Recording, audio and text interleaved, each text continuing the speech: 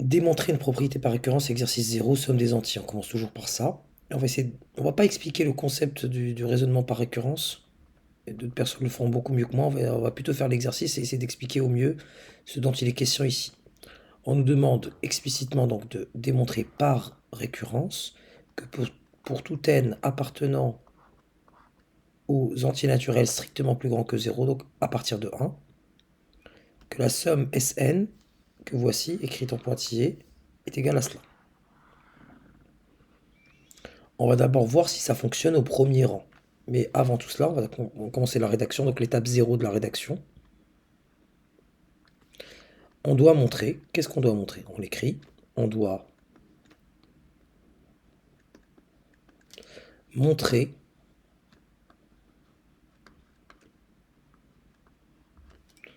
pour tout n appartenant aux entiers strictement positifs, donc à partir de n égale à 1, la propriété Pn, que voici, deux points, selon laquelle Sn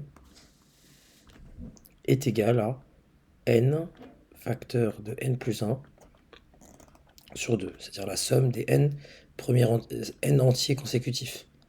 N premier entier consécutif. Voilà ce qu'on doit montrer. Première étape, l'amorce, que certains appellent initialisation. Amorce ou initialisation. Il faut chercher le premier rang. Ici, on nous demande de montrer cette propriété Pn pour tout n appartenant à n privé de 0. Donc n privé de 0, le premier rang, c'est 1. Et vérifions. Pour n égale à 1, donc la somme du premier terme, pour n égale à 1, on a 1. S1 égale à 1. Égale à 1. Et en remplaçant ici dans l'expression n par 1, est-ce qu'on obtient 1?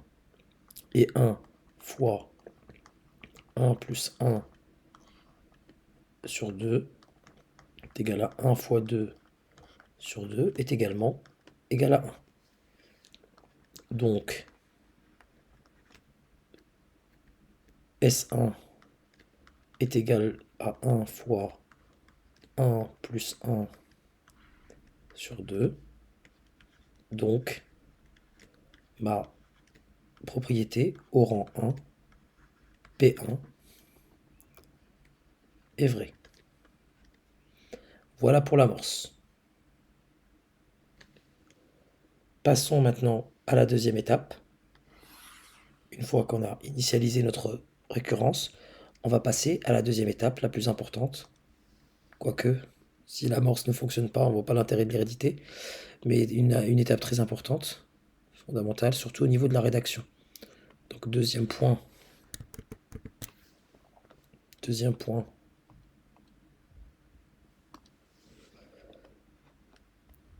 la rédaction surtout. Soit, donc l'hérédité, on va d'abord nommer cette partie hérédité. Une fois qu'on a initialisé le processus, on va voir que si on suppose que pour un certain n c'est vrai, est-ce que le rang d'après c'est vrai? Donc soit n, déjà le soit n suffit, hein, mais on va quand même dire soit n fixé, un certain n, pour un certain n, pas pour tout n, hein. Ne surtout pas écrire pour tout n, parce que ça n'a aucun sens. C'est ce qu'on doit démontrer, hein. On va faire un raisonnement circulaire. Soit n fixé, soit n appartenant à n privé de 0, fixé un certain naturel strictement plus grand que 0 fixé, tel que Pn, donc cette propriété, telle que Pn est vrai. Donc ça va être notre hypothèse de récurrence. Pn est vrai, c'est-à-dire que Sn, pour ce n fixé, est égal à n facteur de n plus 1 sur 2. Et mon but, en supposant ça, mon but est d'aboutir au rang d'après. Donc mon n ici doit devenir n plus 1. Et si je remplace ce n là par n plus 1, ça me fait n plus 1 plus 1, ça me fait facteur de n plus 2. en supposant Pn, je vais voir ce que ça implique ça. Est-ce qu'en supposant ça, cela va m'impliquer ceci?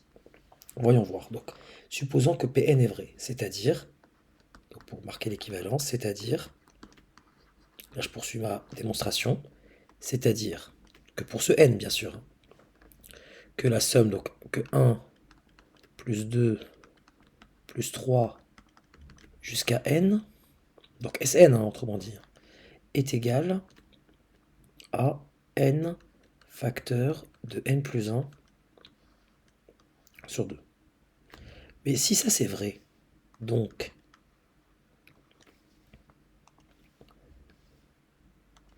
en reprenant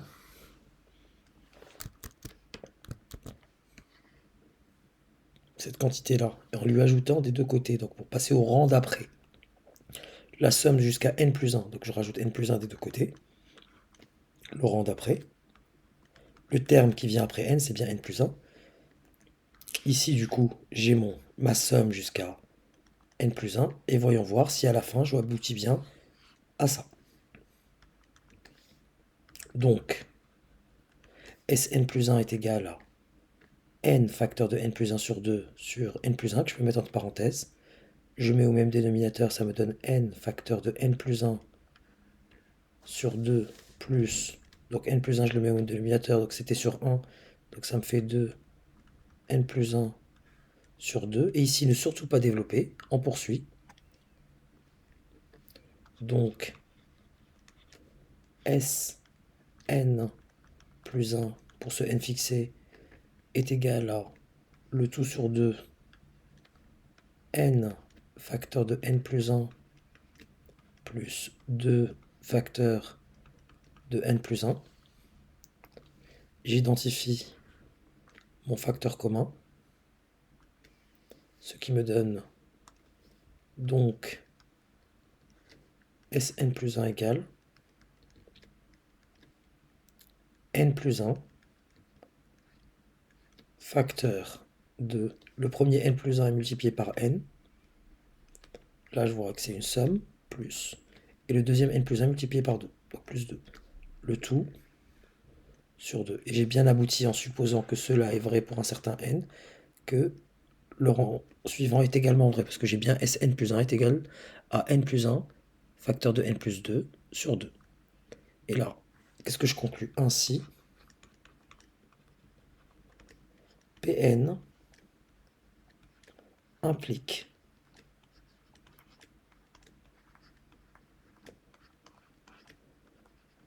Pn plus 1, la proposition est héréditaire.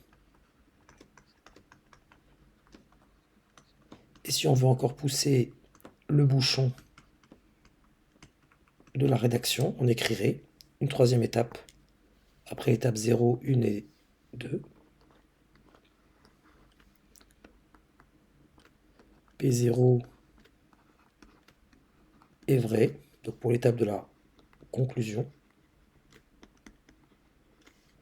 P0 est vrai. Pn, et là on va utiliser un symbole qui signifie l'implication, donc Pn implique Pn plus 1. Et donc, pour tout n appartenant à n privé de 0, Sn, donc la somme des n premiers entiers consécutifs, est égal à n facteur de n plus 1 sur 2. Et cela vient conclure notre exercice.